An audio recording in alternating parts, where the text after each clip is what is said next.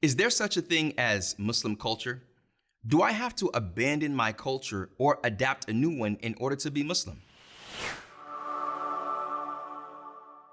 Well, the first thing you need to know is that culture is not at odds with Islam.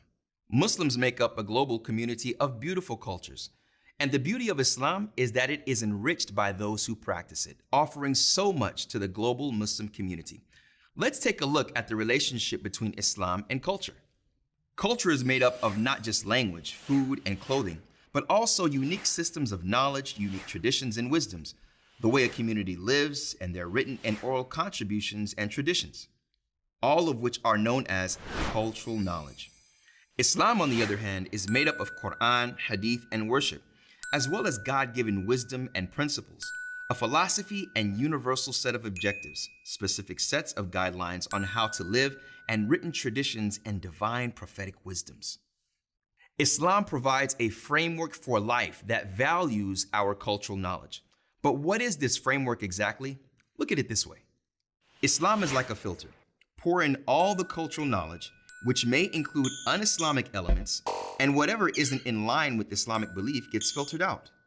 What we're left with is a purified, important body of lived knowledge that enriches the global Muslim community. Every community has its own body of cultural knowledge, and that diversity is recognized by God.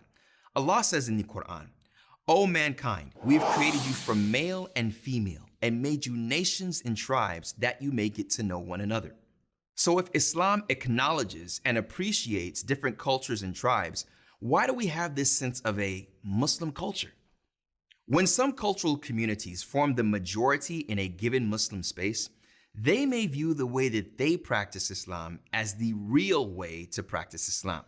But one important Islamic principle is that all things are permissible until proven otherwise. As long as they pass through the Islamic filter, different ways of doing something are all beautiful and true ways to manifest Islam. Whether you wear a thobe or a shalwal khamis or even an Irish kilt, there is no clothing that is considered more valuable within Islam. They are just forms of cultural dressing that are acceptable as long as they follow Islamic guidelines.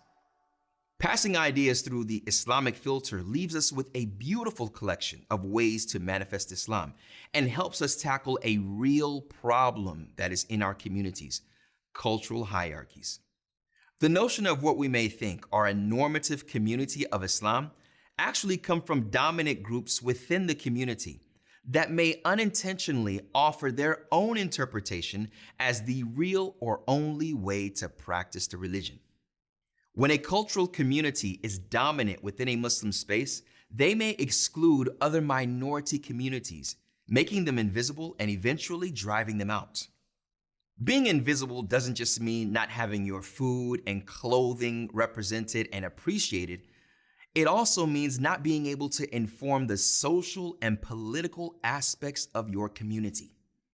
Exclusion doesn't just hurt feelings, it marginalizes and harms communities. In many ways, it's no different than colonization.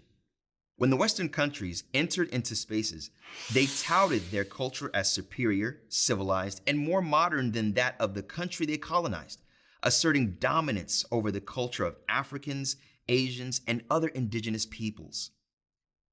In a similar way, when a group asserts itself as the dominant Muslim community, they tout their cultural knowledge as the most authentic way to practice Islam, thereby culturally dominating indigenous and other Muslim communities. When we realize that Islam is culturally friendly, we can begin to see the way that it encompasses and values all cultural knowledge that is within Islamic guidelines. Let us look at some examples of how Islam values cultural knowledge. Salman, the Persian companion that embraced Islam, was not inferiorized for not being Arab. One of his contributions was his cultural knowledge of effective warfare trenches, ultimately leading the Muslims to victory in the Battle of the Trench. For a more modern example, let's look at Malcolm X. When Al-Hajj Malik al-Shabazz embraced Orthodox Islam, he didn't stop being African American. He stated, "I'll probably continue to use the name Malcolm X as long as the situation that produced it exists." Islam didn't push him to change his name as he saw value in both names in different contexts.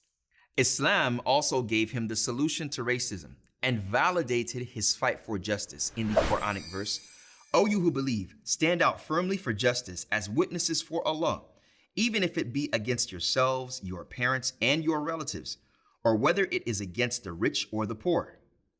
And in his fight for equality, he didn't stop implementing his African American cultural knowledge after embracing Islam. He found success in implementing much of what was beneficial for his fight for justice after he and his message were refined through the Quran and the Sunnah. Malcolm recognized the unique problem of colonialism as it inferiorizes and devalues cultural knowledge until it's erased. So what's the solution? How do we value cultural knowledge of all members of the community? It starts with recognition. Having diverse voices, as well as culturally inclusive events and spaces, we can begin to bridge the gap and allow meaningful exchange to happen. Because when everyone has a seat at the table, we can learn from each other's unique experiences to not only tackle problems, but enrich our global community and foster greater harmony.